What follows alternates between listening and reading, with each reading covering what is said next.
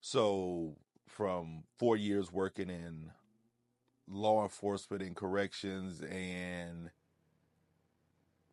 previous from there onward into private and VIP security, you got to be diplomatic.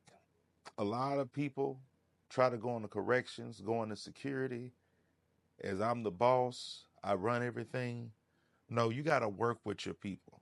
And there are plenty guards that are muscles out there. And at times I've been the muscle. If I had to, I could be it. That's not a problem.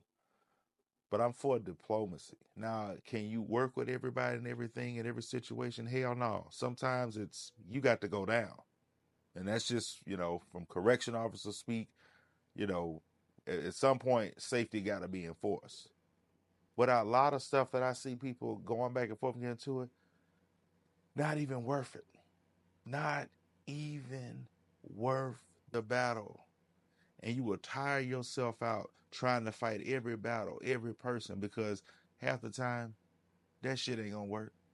That shit ain't gonna work for you. You're gonna be fighting every day. You gotta have, especially working in corrections, because you're gonna realize is that you're in their land. Not that you're being controlled and ran over, but you do have to have a little air of diplomacy. I think that's what kind of separated me as a correction officer and working in protection, because I always had the diplomatic glove. I didn't always have to get physical with folks. I talked many people out that it were threatening me harm, threatening others harm, talked them right out of it through diplomacy. Yeah, I could have been a big bad wolf. I'm 6'7" and tactically trained.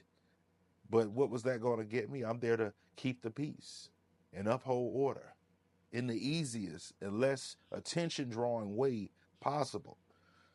So a lot of friends was like, Kyle, well, you ought to just go permanently with one celebrity or one star or one VIP.